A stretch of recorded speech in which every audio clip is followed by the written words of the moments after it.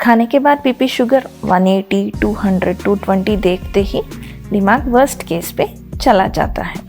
अब दवाई बदलनी पड़ेगा, अभी से इंसुलिन शुरू होगा क्या, इतना मेहनत के बाद भी शुगर क्यों कंट्रोल नहीं हो रहा है। रुकिए, हर पीपी 200 का मतलब ये नहीं है कि ट्रीटमेंट फेल हो गया है। आज मैं आपको 3 सिचुएशंस बताऊंगी जहाँ पे ये रेड फ्लैग है और इंतज़ार करना गलत हो सकता है। ये वीडियो उन लोगों के लिए है जिनको डायबिटीज ऑलरेडी डायग्नोज हो चुका है या आप दवा खा रहे हैं या छोड़ चुके हो। सिर्फ एक नंबर देख के हम ओपीडी में डिसीजन नहीं लेते हैं और आज से आप भी ये आदत छोड़ने वाले हैं। अगर कोई भी पेशेंट पोस्ट प्रांडियल शुगर 200 का रिपोर्ट लेके आए तो मेरा पहला क्वेश्चन नंबर भी नहीं होता है। हम पूछते हैं टेस्ट के दिन दवाई खाइए कि नहीं।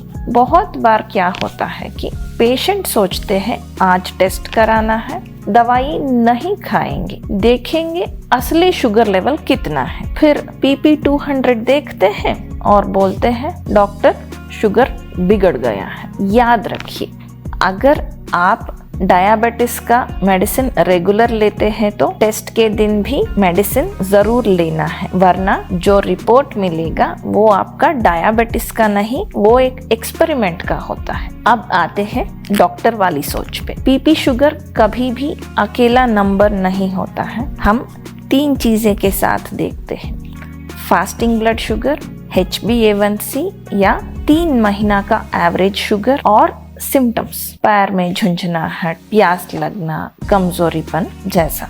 अगर फास्टिंग नॉर्मल है, HbA1c भी कंट्रोल में है तो पीपी 1-2 बार 180 से 220 के बीच में आएगा तो भी टेंशन नहीं लेते हैं, उसका मतलब ट्रीटमेंट फेल हुआ नहीं। इसको बहुत सिंपल बना देती हूँ।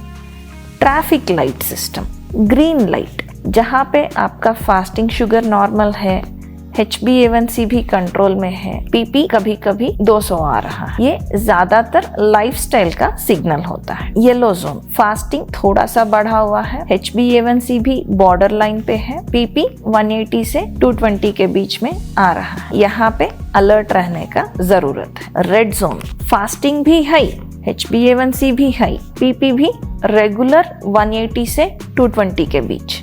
यहाँ प्लान तुरंत बदलना पड़ता है। अब मैं ग्रीन और रेड जोन के बीच में थोड़ा सा डिटेल में समझाऊंगी। पहला ग्रीन जोन का एग्जाम्पल लेते हैं। मान लीजिए फास्टिंग शुगर 100 से 110, HbA1c अराउंड 6.5 और पीपी शुगर कभी कभी 180 से 220 के बीच। यहाँ पे अक्सर प्रॉब्लम होता है ब्रेकफास्ट का पोर्शन, प्लेट बैलेंस और ब्रेकफास्ट के बाद इनएक्टिविटी। इसका सिंपल फिक्स है, प्लेट मेथड फॉलो कीजिए। आधा प्लेट हरा साग सब्जी, 1/4 प्रोटीन, 1/4 कार्ब्स। सुबह ब्रेकफास्ट में कार्बोहाइड्रेट्स का क्वांटिटी कम रखिए और ब्रेकफास्ट के बाद थोड़ा सा 10 से 15 मिनट तक वॉकिंग कीजिएगा। अब सबसे इम्पोर्टेंट सवाल, पीपी 200 कब रेड फ्लैग बनता है?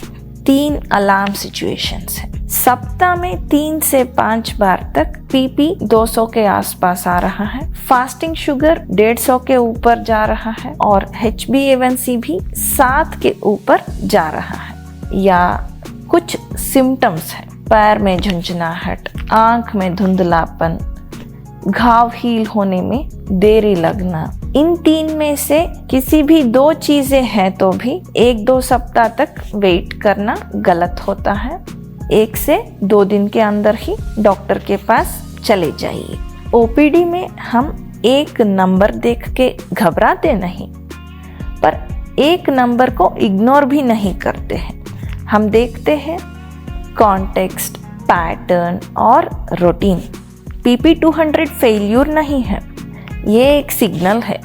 सिग्नल को समझिए और पैनिक को साइड में रखिए। कभी कभी रिपोर्ट्स में फास्टिंग पीपी नॉर्मल पर HbA1c हाई आता है। इसके बारे में इन डिटेल अगला वीडियो में समझाऊंगी। डायबिटीज को हराना है, दिमाग से, डर से नहीं।